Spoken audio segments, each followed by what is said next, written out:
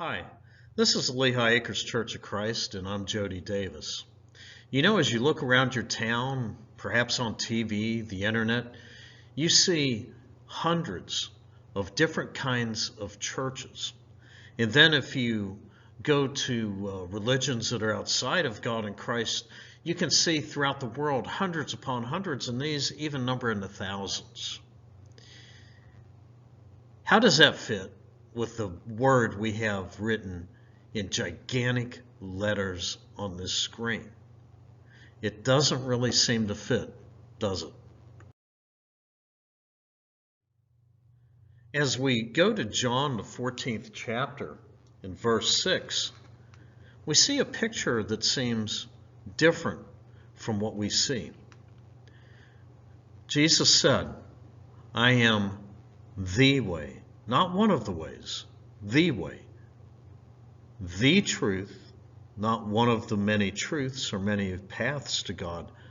I am the way, the truth, and the life. And that life, of course, is eternal life with God in Christ. But then we see down here in these last words, no one comes to the Father, that being God, except through me, that being Christ. This is one way to God, one way, and only one way through Christ. We see it also echoed in Acts, the 4th chapter, in verse 12. Nor is there salvation in any other, for there is no other name under heaven given among men by which we must be saved. Jesus is the way. Jesus is the truth. Jesus is the life. And Jesus is salvation for those who come to God through him, and only through him.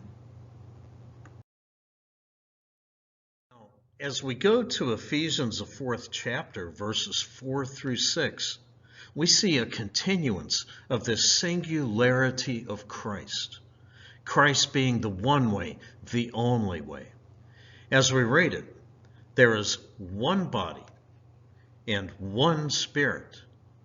Just as you, and this is being written by Paul, inspired by the Holy Spirit to Christians, just as you were called in one hope of your calling, one Lord, one faith, one baptism, one God and Father of all, who is above all and through all and in you all.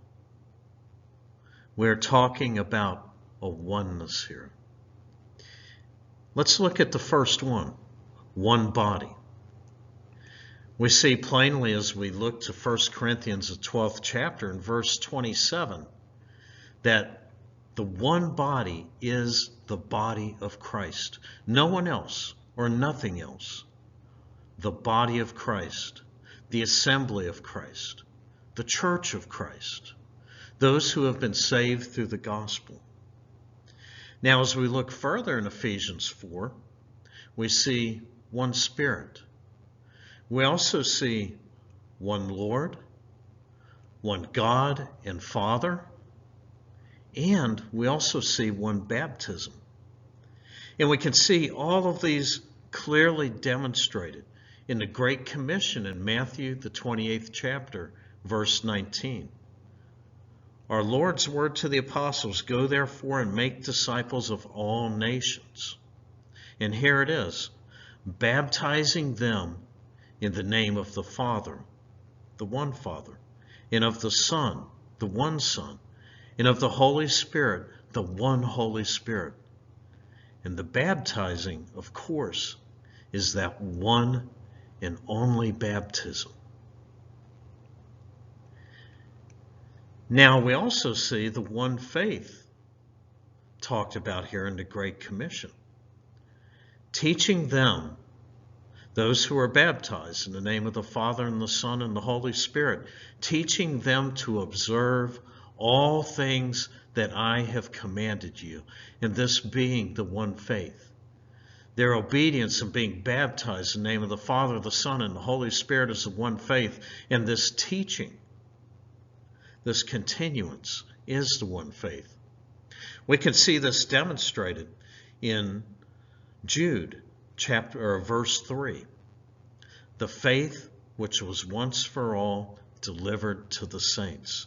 The one faith, the only faith, the unchangeable faith, the words of Christ for which he died for on the cross. Now we also have one hope up here in Ephesians chapter 4, verse 4. And we see that also expressed in Jude verse 3. Our common salvation.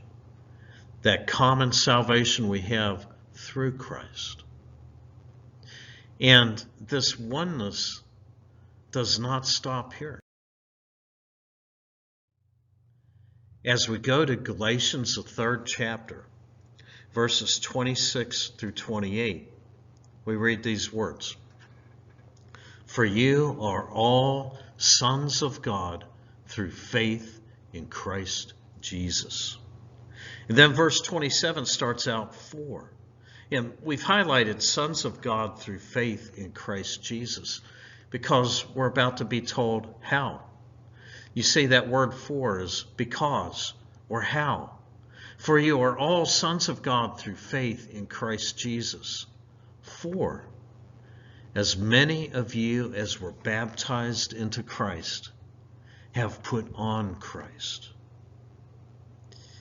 The gospel of Christ. To believe that gospel. To repent. To turn from the world to God in Christ. To confess Jesus Christ as the Son of God. And to be baptized into him. Putting on Christ. Having remission of sins, Acts 2:38. Being saved, Mark 16:16. Sons of God through faith in Christ Jesus, verse 26 right here. And then it continues in an absolutely magnificent verse for all who come to God through Christ. There is neither Jew nor Greek. There is neither slave nor free. There is neither male nor female. There are no distinctions at all for those who stand in Christ. And you know the world loves to make distinctions. They love to make distinctions based on race, based on color, based on monetary wealth, based on societal status. But here, there is none of that. I am a Christian. I am just a Christian. And I am one with all who stand in God in Christ, coming to God through Christ in obedience to the gospel of Christ. Well, these great big words I have at the bottom of the screen.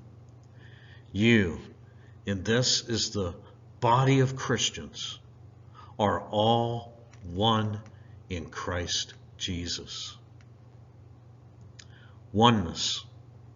It's not a concept, but it's a fact of the Scriptures. Have you come to God through Christ? Have you obeyed the gospel? Have you been baptized into Christ, putting on Christ? Thank you so much for studying with us. It's hoped that these verses have been interesting that we've looked at in the Word of God, the New Testament of Christ. We hope that you will continue to look at Scriptures and search the truth. Jesus is the only way to God. The only way to God for that great hope of eternal life, forever upon forever without end. And our guide is the New Testament of Christ, which he died for on the cross. That one New Testament of Christ. That one volume from the Holy Spirit handed down through the ages to you and I today. That one unchangeable volume of the Word, the precious Word of God. Thank you for studying with us.